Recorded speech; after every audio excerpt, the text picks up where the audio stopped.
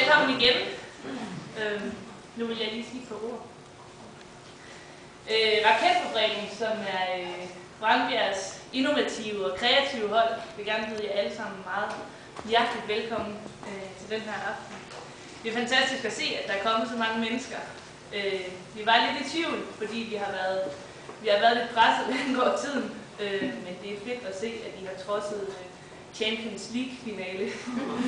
Og det faktum, at det går så langt væk, og alligevel er kommet ud til den her lille oase, vi har herude i Brandbjerg. Jeg tror, det bliver en god aften. Det kan jeg mærke, det gør. Som I kan se på virksomheden, der kører deroppe, så stiller vi spørgsmålet, hvad drømmer du om? Og hvorfor spørger vi om det? Hvornår har du sidst spurgt dig selv om det? Mærket efter, og måske afklaret, om du er det rigtige sted. Om det brænder indeni, om videnskaben er der. Med vores maleri på taget, så vil jeg gerne huske dig på, at det er dig og kun dig, der former det lykkelige liv. Du må planlægge dit eget liv, ellers er der andre, der gør det for dig.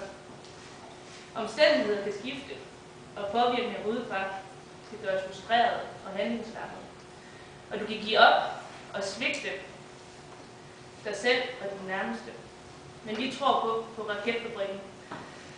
At husker du at holde fast i dine drømme, så går du aldrig helt fejl. Men tør vi mærke efter, tør du mærke efter.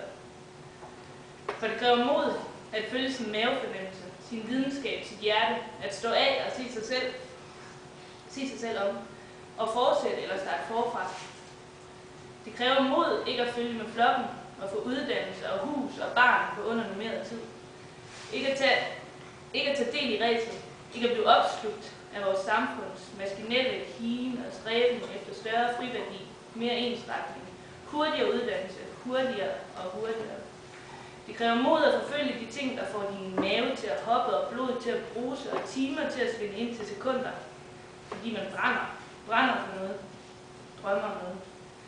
I Den Lille Prins, der står, at vil du have folk til at bygge et skib, så skal du få dem til at drømme om det åbne ocean. Det er et fint billede, og det er et vigtigt billede på, hvor stor betydning vores drømme har. At de får kraft og luft under vingerne, når vi så fortæller dem og dele dem med hinanden. Og du må ikke være bange for at fejle. Vær ikke bange for, hvad andre tænker. Vær ikke bange overhovedet.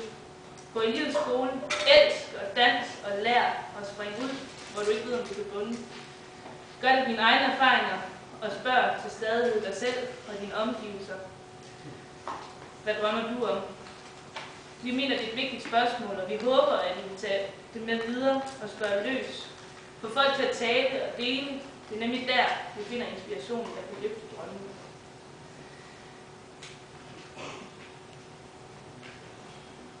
Du må ikke bekymre dig. Du må aldrig bekymre dig. Du må selv ikke bekymre dig om, hvad verden har brug for. Gør det, der får dit hjerte til at synge. For det, verden har brug for, det er syngende hjerter. Vi er raketfabrikken. Vi sætter spor, hvor vi går, og vi spørger ikke om lov. Vi spørger om tilgivelse bagefter. Og nu er det op til jer, kære elever og personale, ansatte på Brandbjerg. Nu er det op til jer at afgøre, om vores projekt er vigtigt nok, så I kan tilgive os alle de frustrationer, vores hemmeligholdelse har pålagt jer, siden vi for 2 uger siden søsatte det her projekt, der hedder Drømme på taget. Vi vil endnu en gang byde jer alle sammen rigtig hjertelig velkommen til det her sted, og håber, at I alle sammen får en fantastisk aften, og at I vil dele jeres drømme med os og sende dem til værs i vores balloner. Tak for nu. Vi ses ude i Asiengården lige om lidt.